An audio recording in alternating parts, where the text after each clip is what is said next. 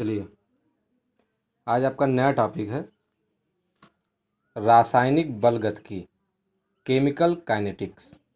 ठीक है, बहुत इम्पॉर्टेंट टॉपिक है आपके लिए। ध्यान से इसको पढ़िएगा, एक एक करके हम आपको समझाते जाएंगे ताकि आपको आसानी से समझ में आ जाए। ठीक, अब सबसे पहले हम बात करते हैं रासायनिक बलगतिकी की परिभाषा हम क्या लिखेंगे। देखिए, रासायनिक बलगतिकी के अंतर्गत रासायनिक अभिक्रियाओं की दर एवं उनकी दर पर विभिन्न कारकों जैसे सांद्रता, ताप, उत्प्रेरक की उपस्थिति आदि के प्रभाव का अध्ययन किया जाता है। ठीक है, यानी रासायनिक बलगतिकी के अंतर्गत हम क्या करते हैं। आप इसको दूसरी तरह से भी लिख सकते हो। कैसे? रसायन विज्ञान की वह शाखा जिसमें रासायनिक अभिक्रियाओं की दर एवं उसको प्रभावित करने वाले कारकों का अध्ययन किया जाता है, रासायनिक बलगतिकी कहलाता है। ठीक है, ये हुआ रासायनिक बलगतिकी की परिभाषा। सबसे पहले बात करते हैं अभिक्रिया की दर क्या होती है, क्योंकि इसी के बारे में हमको पढ़ना है। तो अभिक्रिया की दर एकांक समय में अभिकारक या उत्पाद की सांद्रता में परिवर्तन अभिक्रिया की दर कहलाती है। ये हो गया आपकी परिभाषा। एकांक समय, तो दर की बात करते हैं तो हम समय को जरूर उसमें ऐड करते हैं। ठीक, हम एक एग्जाम्पल इसका ले रहे हैं। कोई एक अभिक्रिया मान लो ए से पी बन रही है। ए क्या है? इसमें रिएक्टेंट है और पी क्या है? प्रोडक्ट है। ठीक है, अब ए से पी कोई अभिक्रिया हो रही है एकांक समय, नहीं टी टाइम पर, डी टी हमने लिख दिया है, एकांक समय लिया है इसलिए हमने डी टी कर दिया है। तो डी टी उस समय डी टी पर, टाइम डी टी पर क्या होगा? ए की जो सांद्रता है वो क्या होगी? डी सी ए, और पी की सांद्रता क्या है? D C P. ठीक है, तो अगर जो हम दर की बात करेंगे तो दर क्या होगा? Minus D C A upon D T या D C P upon D T.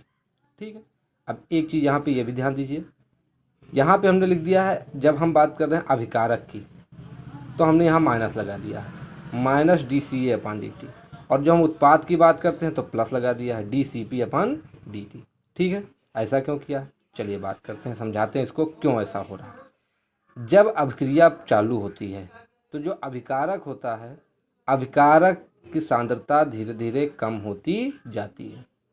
ठीक है, क्यों? क्योंकि अभिकारक ही तो उत्पाद बनता है, तो अभिकारक की सांद्रता कम होती जाती है और उत्पाद की सांद्रता बढ़ती जाती है। ठीक है, इसलिए अभिकारक को हम निगेटिव साइन देते हैं और उत्पाद को पॉजिटिव साइन देते हैं।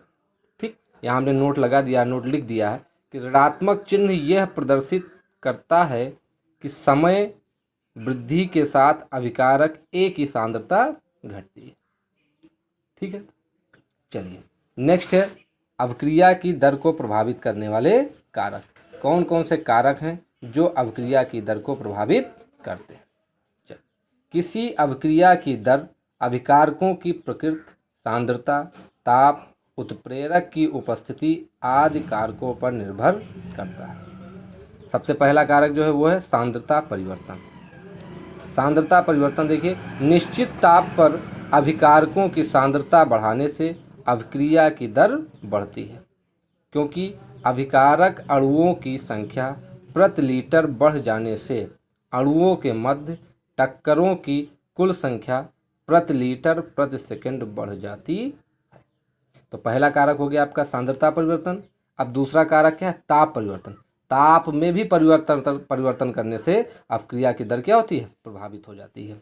कैसे होती है? देखिए, अभिकारकों की निश्चित सांद्रता पर अभिक्रिया का ताप बढ़ाने से अभिक्रिया की दर बढ़ती है, क्योंकि ताप वृद्धि से सक्रिय अणुओं का अंश बढ़ता। ठीक है, तीसरा है उत्प्रेरक का प्रभाव।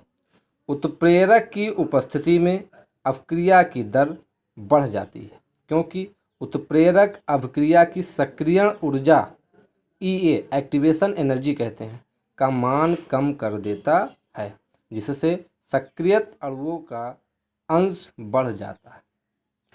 ये हो गया आपका उत्प्रेरक का प्रभाव। तो तीन है अभिक्रिया की दर को प्रभावित करने वाले इंपॉर्टेंट। पहला क्या है? सांद्रता परिवर्तन, दूसरा है ताप और तीसरा है उत्प्रेरक। ठीक है, अब यहाँ पे एक चीज़ ध्यान दीजिए, हमने लिखा सक्रियण ऊर्जा का मान कम कर देता है। देखिए, जब कोई अभिकारक उत्पाद में परिवर्तित होता है, ठीक है, तो एक ऐसा स्टेज आता है जहाँ पर अभिकारक उत्पाद बनने वाला होता है लेकिन उत्पाद कम्प्लीटली बन नहीं पाता, ठीक है। इसको हम लोग कहते हैं, क्या कहते हैं, रिएक्टेंट एंड प्रोडक्ट कॉम्प्लेक्स बना लेता, ठीक है। यानी अब उसको उस स्टेज तक जाने तक, यानी रिएक्टेंट प्रोडक्ट कॉम्प्लेक्स तक पहुँचने के लिए जो ऊर्जा चाहिए वो होती है क्या, सक्रियण ऊर्जा। वो जितनी कम होगी उतने ज़्यादा अणु अभिकारक के आसानी से रिएक्टेंट प्रोडक्ट कॉम्प्लेक्स बनाएंगे और प्रोडक्ट में कन्वर्ट हो जाएंगे। तो ये उत्प्रेरक क्या करता है, ये उसका मान, यानी सक्रियण ऊर्जा का मान कम कर देता है। जब सक्रियण ऊर्जा कम हो जाएगा तो वो ज़्यादा से ज़्यादा जो अभिकारक के अणु हैं वो प्रोडक्ट में कन्वर्ट हो जाएंगे, ठीक है। तो ये हो गया आपका अभिक्रिया की दर और अपक्रिया की दर को प्रभावित करने वाले कारक। Thank you.